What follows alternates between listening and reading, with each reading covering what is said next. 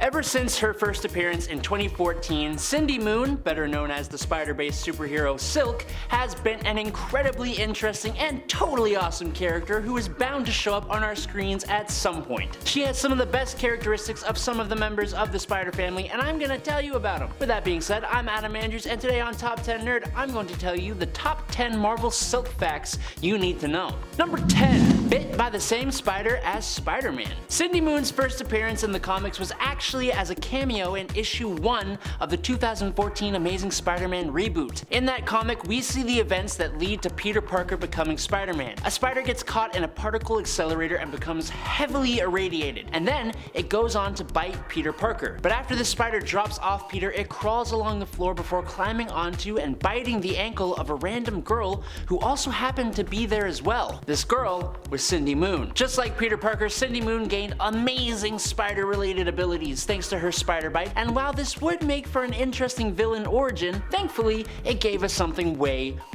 better. The character who would go on to become the hero Silk. Nice. Number 9.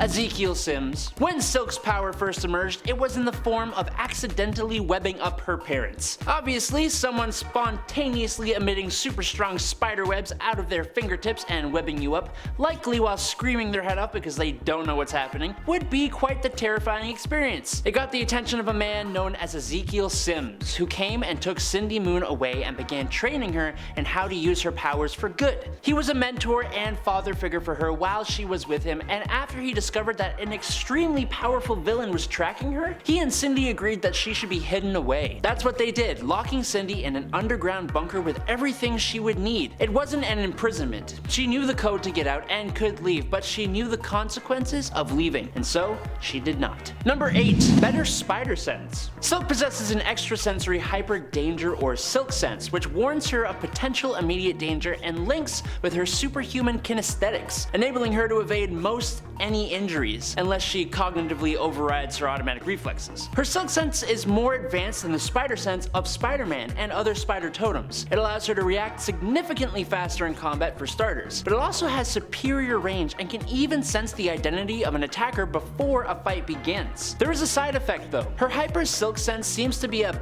bit out of whack. For example, Silk was alerted one night when a girl was left by her friends after a party and was crying. Not a danger or anything, just a not great moment for somebody else. Her sense has also continuously fired off when there seemed to be no immediate danger, making it very sensitive to the point where she will ignore it even when she is in direct danger, which can obviously be pretty bad. Number 7. Webbing out of her fingers? Unlike Peter Parker, at least the 616 version of Peter Parker, Silk has the ability to organically produce her own silk webbing. This kind of gross idea is possibly limited by her body's health and nutrition, meaning she's got to keep well fed and all that jazz. These organic webs have many of the same properties as Spider-Man's artificial webbing, but can also be woven into clothing, like her first ever spider suit, which is literally just her covering herself in her own webbing. The really unique thing about Silk's spider webbing is that she releases it through her fingertips, which makes for some different uses than we may be used to. For example, she's even used this webbing to make claws that she can use in combat. I don't know how that actually works,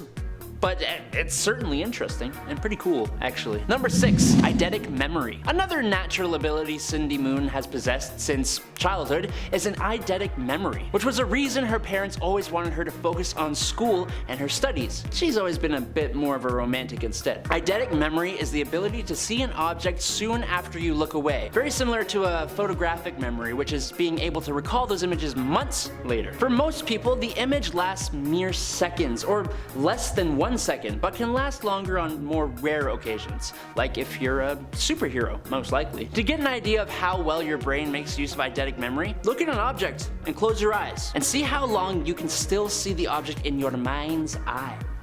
Now I have involved you, and we shared this moment together. Isn't that just the sweetest? So nice. Number 5. Steamy Primal Attraction. As Peter Parker and Cindy Moon were bitten by the same spider, something kinda spicy occurred in their bodies that makes them both emit pheromones that makes it extremely difficult for these two spider heroes to keep their hands off of each other. Like when they first met, they extremely spontaneously just started going at it, so much so that it rolled over into the next issue of the comic. On rooftops, on the ceiling, just all over, even embarrassingly interrupting Anna, who Peter shares an apartment with. Get it together, people, come on, good lordy. They're just naturally extremely drawn to each other. It's not entirely their fault. A handy side effect of their shared connection is that it even allows Cindy to be able to sense Peter across the multiverse, as she stated during the Into the Spider-Verse event. It's also revealed no other multiversal Peters share this pheromone, so 'tis strictly a 616 thing. Useful information for us, I'm sure. Number 4. Tracked by Morlun. I said before that Ezekial Sims and Cindy Moon agreed to have her locked away in a room that blocked detection from an extremely powerful villain at the bottom of his tower. This villain that was tracking Cindy Moon was none other than the totem-devouring Morlun and his inheritors. It was one of the first things her and Peter talked about once he opened the room containing Cindy Moon, as she flipped on him thinking that her release would attract Morlun. Luckily, Peter had taken Morlun's life twice before this, but obviously that means Morlun has the means to return, which he obviously does. It turns out that Morlun and the other inheritors could track Cindy because she was the avatar of a powerful spider totem called the Bride, which actually played an integral part of the huge multiversal Spider-Verse event from 2014. And if you haven't checked out that story, what are you doing here?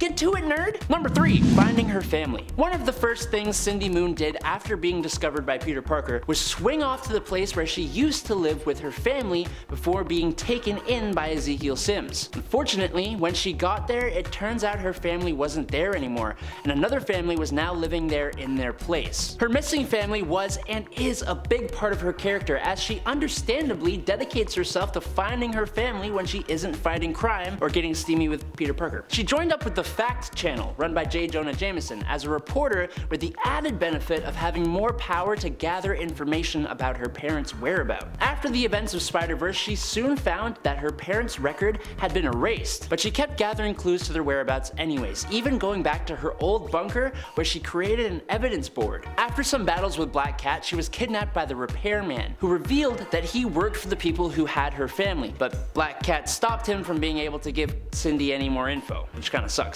It wasn't until the incursions that Jameson was able to give her information about one member of her family. Number 2. Her brother. During the final incursion, Cindy received information from J. Jonah Jameson about a man named James Park, who was involved with the Goblin Nation and was suspected to be Cindy's lost long brother, Albert Moon. She went off to find him, but however, due to the incursion, she had to save people from getting de-lifed and injured instead, cutting her time even shorter. She rushed to the hospital and discovered her brother in room 407 and hugged him in a teary goodbye as Earth 616 and Earth 1610 collided, ending them and everyone else in both universes. Luckily, in all new, all different Marvel, they are brought back and can re-meet, allowing them to build the relationship again and even move in together while Albert is in college, and then go on to help each other finding their parents, which is nice. Number 1. New Agents of Atlas. Jimmy Woo offered Cindy Moon membership to his New Agents of Atlas when the War of the Realms struck Earth. The Atlas Foundation, if you don't know, is one of the most inscrutable, pervasive, and enduring secret societies on Earth, and traditionally pursued world domination, but no longer.